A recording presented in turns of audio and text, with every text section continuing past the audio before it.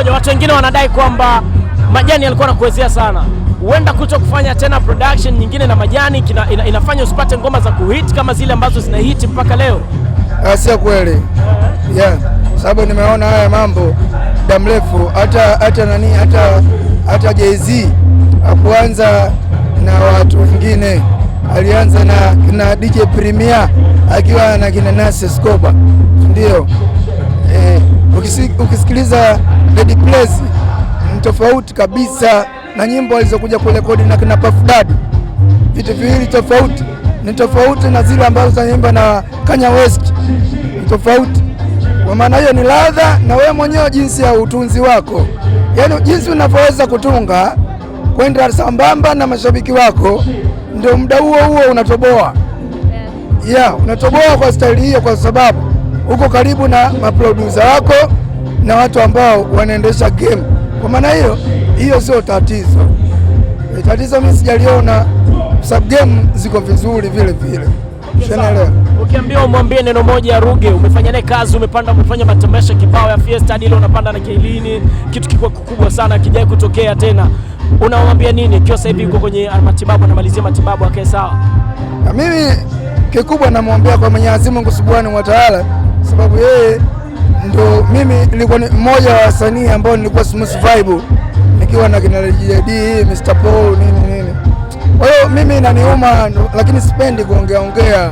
Mimi sipendi kuongea ovyo, ila moyo wangu ndio unaosema wenyewe kama wenyewe. Mimi inaniuma, namwombea kwa Mwenyezi Mungu amweke salama, arudi, kwa sababu tumemiss mambo mengi sana kutoka kwa bingwa, kwa sababu yeye ndo alisababisha mpaka mimi nakuwa hapa. Kwa maana hiyo namwambia kwa Allah Subhanahu wa Ta'ala amwekee wepesi, arudi vile vile. Tumeona mapungufu mengi sana tokea sisi kama sisi. Kuna baadhi ya vitu vinaendelea vizuri, lakini kutokuwepo kwake, kutokumuona, mimi nakuwa nakosa vitu vingi sana ambavyo nilivipata kutoka kwake kipindi niko smooth vibe. Okay, sawa. Mlisema tofauti hamna tena na kina Chege na nini. Vipi hatuoni ngoma mpya wewe na Chege Chigunda, labda mtoe mdundo fulani wenda ukafika kwa wale mashabiki walikuwa wanaume halisi na wanaume family? Okay, hilo swali ni rahisi sana.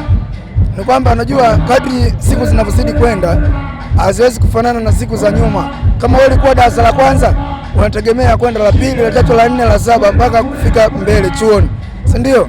Kwa maana hiyo huku tunapokuwa maisha yanabadilika, tuna familia sasa. Zamani tulikuwa tunafanya muziki familia hatuna, lakini sasa hivi tuna familia.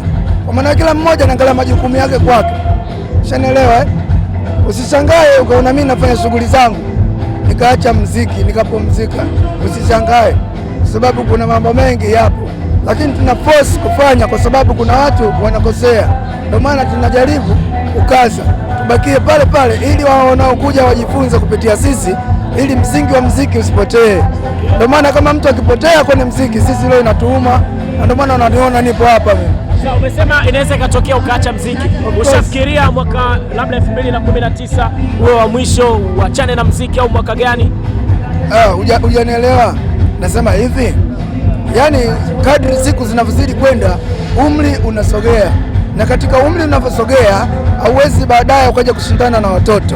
Sana sana wewe unatakiwa kuwa mwalimu, na ukitakiwa kuwa mwalimu ndio unatakiwa uimbe. Kama leo umeona leo mimi mdingi, lakini sijaimba nyimbo yangu hata moja mpya, lakini zote za zamani, lakini watu wamefanyaje? Wameamka. Ina maana hata wasanii wadogo wameshajifunza kitu. Kumbe tuige kama kaka ninavyofanya. Wewe ushajifunza, kumbe kaka yuko hivi. Kwa maana hiyo kadri kizazi kinapokuja kitakuwa kinafanya vizuri kila siku. Okay. Yeah. Haujai kuwaza kuacha muziki labda anytime soon hivi ukafanya kitu kingine tofauti na muziki?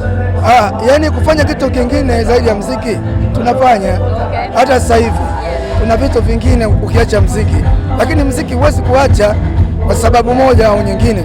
Lazima uwafunze watoto wapya wanaokuja. Kuna watoto wengine wanakuja wanatunga nyimbo za ajabu ajabu.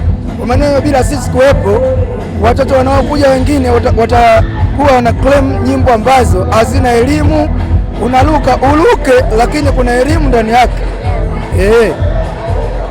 Sawa, mimi nikushukuru sana. Asante sana, asante, kazi njema. Asante sana. Hapo.